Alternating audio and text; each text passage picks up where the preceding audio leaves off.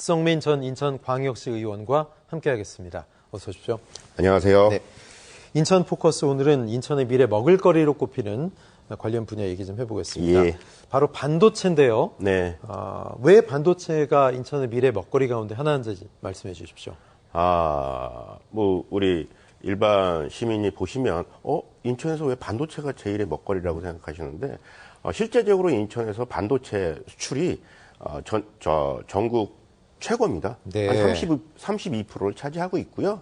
또 인천에서 나가는 그 생산 수출 물량의 30%가 또 반도체입니다. 혹자들은 인천이면 삼성 바이오로직스나 셀트리온 때문에 바이오 쪽이나 아니면 또 항공이 있기 때문에 네. MRO 단지나 그런 게 아마 인천의 미래 먹거리 아니냐라고 생각하는데, 실제적으로 수치로상으로는 이제 반도체가 인천의 미래 먹거리라고 할 수 있습니다. 네. 그리고 가장 중요한 게 인천의 반도체 업체들이 꽤 많아요. 네. 이 반도체가 이제 메모리 반도체랑 시스템 반도체라고 나누거든요. 근데 메모리 반도체 같은 경우는 삼성전자, SK 하이닉스 이런 게 결과적으로는 전 세계 생산량의 60%를 가지고 있기 때문에 독점을 할 수 있고요. 그 외에 이제 시스템 반도체를 인천에서 만들고 있거든요. 네. 여기에는 이제 1위 업체는 당연히 그 밸류체인을 갖고 있는 대만 업체고요. 2위 같은 경우가 이제 송도에 있는 엠코 코리아.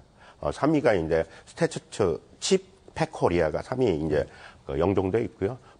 서구 같은 경우는 한미 반도체라고요. 반도체 장비 업체가 또 있습니다. 예. 남동공단 같은 경우는 1229개의 또 반도체 관련 그 중소기업들이 있어갖고, 이런 것만 봐도 인천이 반도체의 도시라고 할 수도 있습니다. 네, 좀 전에 말씀하신 스태츠칩 코리아 여기를 최근에 유정복 시장이 다녀갔더라고요. 예. 네, 어떤 이유였습니까?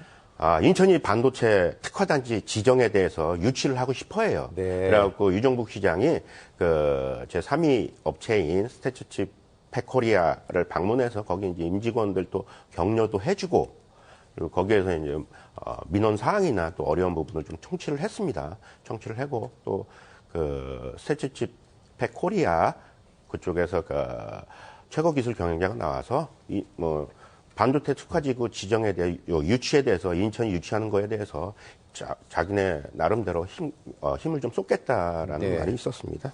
최근에 재외동포청 유치라는 희소식이 있었는데 예. 지금 말씀하신 반도체 특화단지 이것도 굉장히 탐나는 건데 네.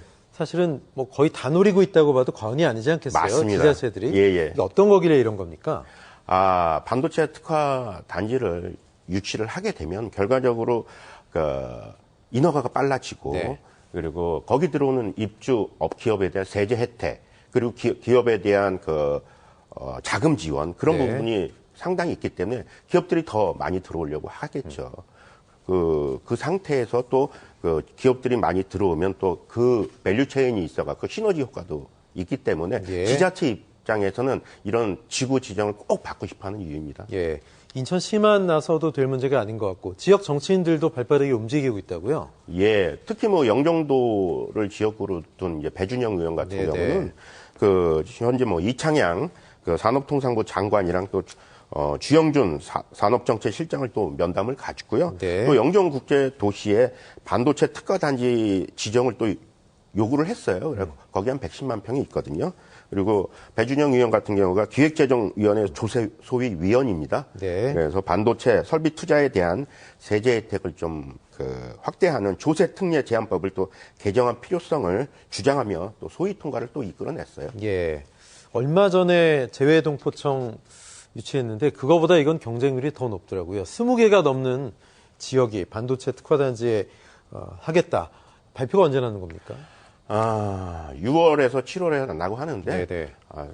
실제적으로 6월달은 우리가 재외동포청 유치 한번 해봤잖아요. 그렇죠. 6월달은 좀 힘들고 아마 7월달에 결정이 날 것 같은데, 지금 앵커님 말씀대로 한 20개 지자체가 다 신청을 했어요. 세종, 제주 빼고요. 이거는 왜냐면 이제 아까 말씀드린 대로 유치를 하면 지자체 입장에서는 상당히 도움이 되기 때문에 세수 분야 그런 예. 부분이 있는데, 이거에 대해서 이제 수도권, 비수도권 논쟁도 상당히 이제 얘기가 많이 나오고 있는 상황입니다. 네. 국가 첨단 전략산업 경쟁력 강화 및 보호에 관한 특별조치법에는 특화 단지를 지정할 때 수도권 외 지역을 우선 고려해야 된다는 아하. 조항이 포함되어 있어요. 예. 그렇다 보니까 우리는 이제 인천 같은 경우는 수도권 아닙니까? 그렇죠. 그런 부분이 좀 불리한데 국가 과제인 이제 지역 균형 발전을 근거로 비수도권이 우선돼야 한다거나 또 제대로 된 산업 육성 차원에서 수도권이라는 입지만으로 불이익이 있으면 안 된다는 여론이 또 대립하고 있는 상황입니다. 또 산업자원부의 그 고민이 좀 많을 텐데 뭐 인천시장인 유정복 시장의 또 역량을 네. 한번 믿어봐야 되지 않겠나 생각합니다. 네, 반가운 소식이 또 추가로 전해졌으면 좋겠고. 네. 자, 인천 포커스 이번엔 평화경제특구법에 대해서 얘기해 보겠습니다. 첫 발의 후 무려 17년 동안 국회 본회의를 통과해서 17년 만이었죠. 이목이 집중되고 있는데요. 자, 이게 어떤 거길래 17년 만에 평화경제특구법이 통과한 거죠? 평화경제특구법이라고 이제 예전에 이제 통일경제특구법 네네. 이랬어요. 그러니까 한 5년 전만 해도 뭐 문재인 정권 때 그 백두산 가서 그 김정은 만나고 예. 또 정상회담하고 기업인들 다 가고. 그러면요. 예. 판문점에서 또 뭐 문재인 대통령 뭐 김정은 그 총비서라고 해야 되나? 국무위원장 지금 총비서가 이제 공식 직함이긴 하죠. 네, 총비서 그리고 그때 미국 대통령이 그 트럼프였지 않습니까? 예. 판문점에서 만났을 때는 뭐 금방 통일이라도 될 것 같이 됐었는데 그때는 분위기가 좀 달랐죠. 네. 네. 근데 이 법안이 부침이 많았어요. 예. 부침이 많아. 2007년도면 17대거든요. 네. 17대에서 지금 21대인데 21대 국회의원 임기도 이제 내년이 끝인데 예. 1년 남은 상황에서 통과가 됐습니다. 그 경제특구법이 어떤 거냐면 그 인천, 경기, 그 강원도지사가 그 지구 지정을 요청할 때 적경 지역인데 네. 그 통일부 장관이나 그 국토교통부 장관이 지구 지정을 해서 그 개성공단 같은 산업지구나 또 경제특구를 지정해 갖고 거기에 이제 산업비사를 유치할 수 있게 하는 법입니다. 예, 이게 접경 지역이 특히 이제 기대감이 많더라고요. 인천에서는 예. 강화 옹진이 좀 반색하고 있는데 좀 기대해봐도 될까요? 뭐 기대해봐도 되겠죠. 네. 왜냐하면 강화옹진 같은 경우는 인천에서 상당히 좀 소외를 받은 지역이에요. 그렇죠. 이게 뭘 하려고 하다 보면 수도권 정비위원회에서 반대를 해요. 네. 수도권이라는 이유로. 그런 부분에서 이제 좀 불만이 좀 많았던 부분인데 아마 많이 해결되리라고 생각합니다. 예, 평화 경제 특구로 지적이 되면 지역 경제의 동력이 확실히 될 거다 이런 기대들이 큰데 구체적으로 예상 효과들 어떤 것들을 우리가 좀 기대해 볼 수 있을까요? 경기연구원이 이제 발표를 했어요. 이 부분에 발표를 했는데 전국적으로는 9조 1,959억 원의 생산 유발 효과가 있고요. 네. 또 3조 6,018억 원의 부가가치 유발 효과가 있습니다. 또 72,972명의 취업 유발 효과 등 경제적 효과가 있을 거라고 예상되고요. 기본적으로 가장 중요한 게 그 적경 지역 내에 그 주민들이 상당히 소외받다고 생각하잖아요. 예. 거기서 이제 안보, 군사 또 긴장 완화에도 많이 도움이 되라고 생각합니다. 예, 이번 어떻게 보면 결실인데 예. 민주당 경기도당에 뭐 공을 돌린다 이런 얘기들이 있습니다. 경기도당은 좀 크게 공유돼 있는 것 같아요.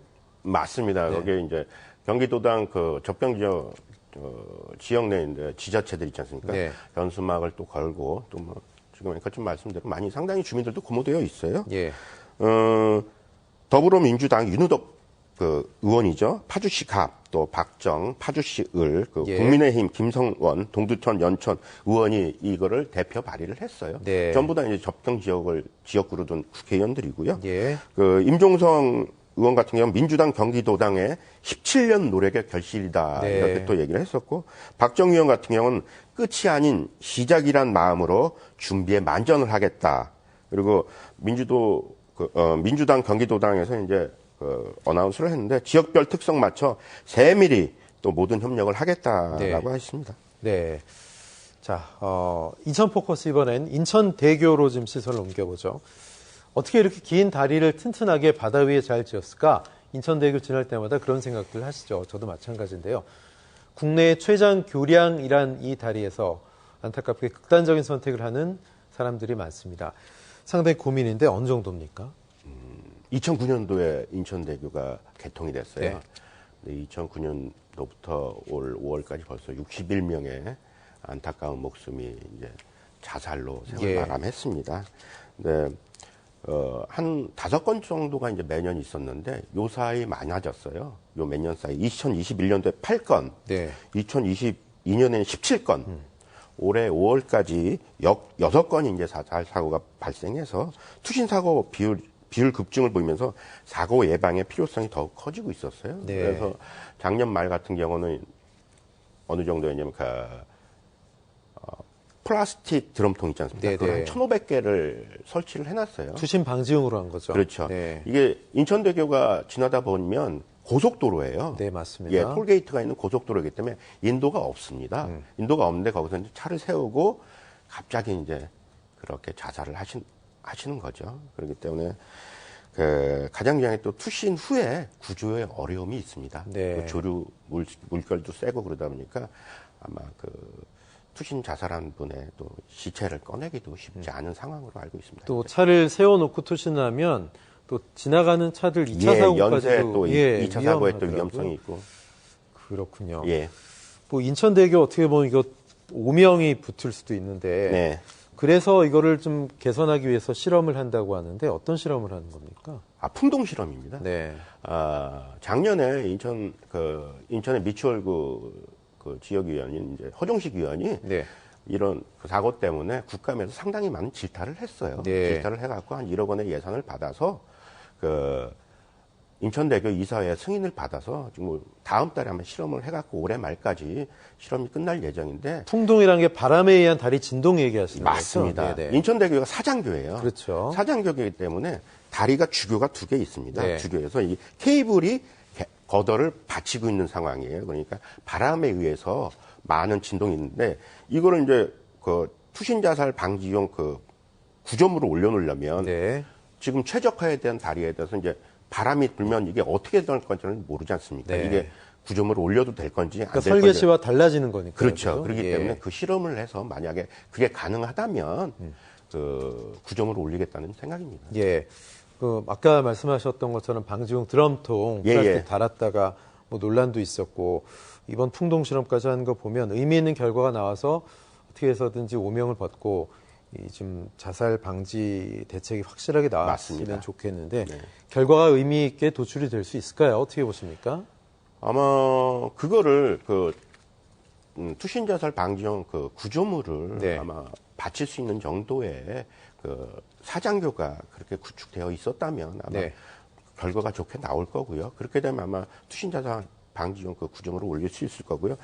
인천대교가 한 18.3km예요. 예. 18.3km인데 양쪽에 한 6km씩 12km를 투신 자살 방지용 구조물을 설치한다면 예. 투신 자살을 방지할 거라고 아마 보고서에 나와 있습니다. 네. 사실 정부도 이제 국토부도 좀 더 적극적인 대책을 빨리 시행을 했어야 되는데 그동안은 뭐 정책 없이 민간에 좀 책임을 떠넘기는 네, 그런 맞습니다. 모습도 나왔고 그래서 이런 오명인데 이번에는 확실한 대책이 나와서 뭐 자살 방지용으로 시민들이 안전 또 확보할 수 있도록 이런 오명도 더 이상 없어지는 인천대교 됐으면 좋겠습니다. 실제적으로 이런 일 이건 통계거든요. 캘리포니아 이제 고속도로 순찰대에서 네네. 자살하려는 사람 한 600명을 잡았어요. 600명을 잡았는데 실제적으로 혹자는 또 이러냐. 야, 그 사람들 잡으면 뭐해? 또 자살할 건데. 네. 근데 그렇지 않습니다. 그 분들의 10%만이 네. 다시 자살을 시도를 했어요. 네. 그러니까 아마 우리 텔레비전 보는 시청자 여러분 좀 힘드신 분들도 뭐 이 공동체거든요. 또 대한민국한테 네네. 또 어려움을 좀 손길을 내밀고 그러면 네. 또 잘 되지 않을까 생각합니다. 다 힘내야겠습니다. 그죠? 예. 예, 박성민 인천시의원과 말씀 나눴습니다. 고맙습니다. 감사합니다.